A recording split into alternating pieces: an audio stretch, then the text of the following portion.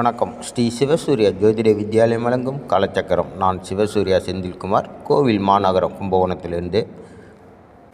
நமது சேனலை நீங்கள் சப்ஸ்கிரைப் பண்ணி பார்த்தீங்கன்னா கண்டிப்பாக நீங்கள் ஒரு ஜோதிடராக ஆகிடலாம்.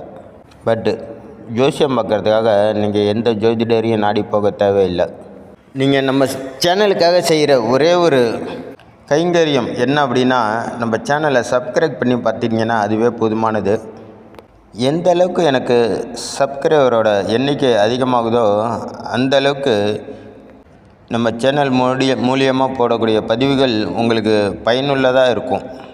ஏன் அப்படின்னா, நம்ம ஒரு பதிவு போடுறோம் அப்படின்னா அது பல பேருக்கு பயனுள்ளதாக இருக்கணும். அதனால தான் அவங்கள சப்ஸ்கிரைப் பண்ணி பாருங்கன்னு சொல்கிறோம், வேறு ஒன்றும் கிடையாது.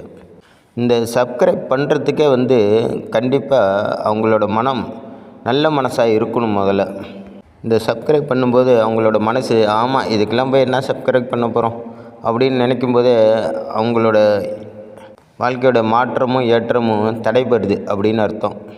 அதனால் உங்கள் மனசு வெள்ளந்தியான மனசாக இருந்துச்சுன்னா உங்கள் வாழ்க்கையும் வெள்ளந்தியாகவே இருக்கும், அதாவது சுபிட்சமாக இருக்கும். சரி, விஷயத்துக்கு வரோம்.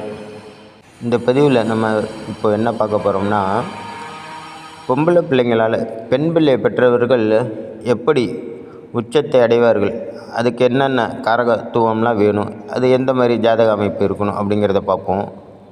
இந்த பொம்பளை பிள்ளையை பெற்றவங்க அவங்க எப்போதும் அந்த பொண்ணு மேலே ஒரு பிரியமாக இருந்துக்கிட்டே இருப்பாங்க.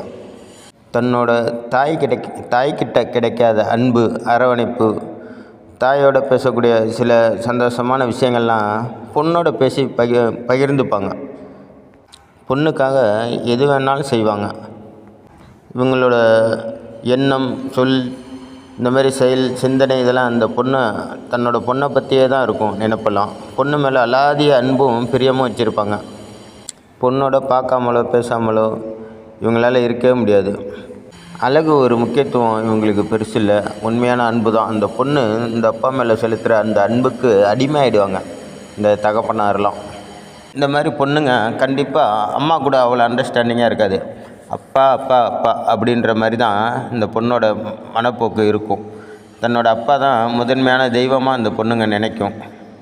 எந்த ஒரு விஷயத்தையும் தன்னோட அப்பா இருக்கார், அப்பா பார்த்துப்பார் அப்படிங்கிற மாதிரி ஆழமாக நம்புவாங்க. தன்னோட அனைத்து நல்லது கெட்டது எல்லாத்தையும் தன்னோட அப்பாட்ட தான் பகிர்ந்துப்பாங்க.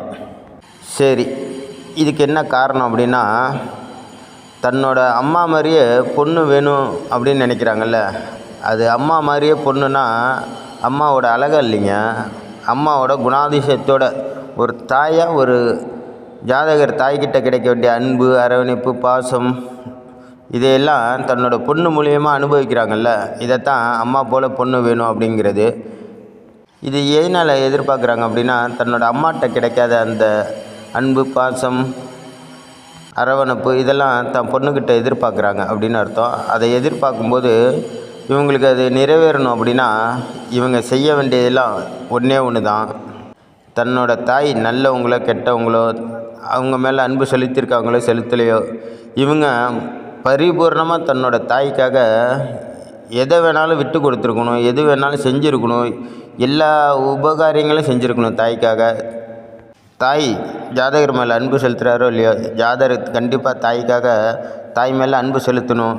தாய்க்கு ஏதாச்சும் ஒன்றா துடிச்சு போகிற மாதிரி ஒரு ஜாதகருக்கு தான் பொண்ணுங்க தாய் ரூபத்தில் பிறப்பாங்க.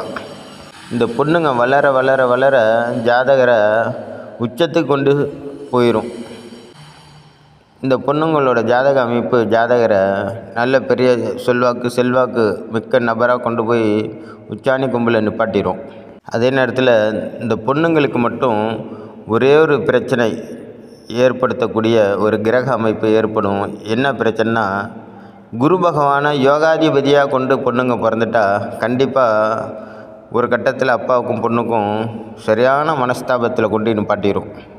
ஏன் அப்படின்னா, அங்கே யோகாதிபதியாக குரு பகவான் வரும்போது அவயோகியாக சூரிய பகவான் வந்துடுவாருங்க. அதே நேரத்தில் இல்லை எனக்கும் என் பொண்ணுக்கும் அப்படிலாம் இல்லை, நாங்கள்லாம் நல்லா தான் இருக்கிறோம் அப்படின்னு சொல்கிறவங்களும் சரி, இல்லை இந்த மாதிரிலாம் இல்லாமல் நல்லபடியாக இருக்கும் அப்படிங்கிற ஜாதக அமைப்பு பகலில் இந்த ஜாதகர் பிறந்திருக்கக்கூடாது. இரவில் பிறந்திருந்தால், அதாவது சாயந்தரம் 6 மணிக்கு மேலே காலையில் 5:30 மணிக்குள்ளே பிறந்திருந்தால் இது அப்படியே மாறும். ஏன் அப்படின்னா இரவில் சனி பகவான் தான் தகப்பன் காரகனாக ஜாதக ரீதியாக போற்றப்படுது. அதனால் இரவில் பிறந்திருந்தால் அவங்களுக்கு இந்த மாதிரி ரொம்ப தொந்தரவு இருக்காது. அதாவது கடைசியில் பிள்ளைக்கும் பொண்ணுக்கும் அப்பாவுக்கும் ஒரு மனஸ்தாபம் ஏற்படாது. ஆனால் பகலில் பிறந்திருந்தால் கண்டிப்பாக ஏதோ ஒரு சூழ்நிலை ஏற்படுத்திவிடும்.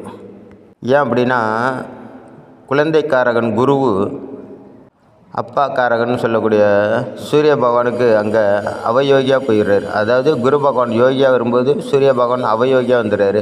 அப்போ அவங்க 2 பேருக்குள்ளே ஒரு அண்டர்ஸ்டாண்டிங் இல்லாமல் பிற்காலத்தில் மனஸ்தாபத்தை உண்டு பண்ணிடும். இதெல்லாம் உங்கள் வாழ்க்கையில் பிற்காலத்தில் நடக்காமல் இருக்கணும்னா இந்த மாதிரி பிரச்சனைகள்லாம் உங்கள் ஜாதகத்தில் பிற்காலத்தில் ஏற்படாமல் இருக்கணும், மனஸ்தாபம் வராமல் இருக்கணும், பொண்ணும் அப்பாவும் சந்தோஷமாக இருக்கணும் அப்படின்னு நினச்சிங்கன்னா கும்பகோணத்துக்கு அருகில் உள்ள சூரியனார் கோயிலில் போய் சூரிய பகவானை நேர் எதிராக குரு பகவான் பார்த்துட்டு இருப்பார்.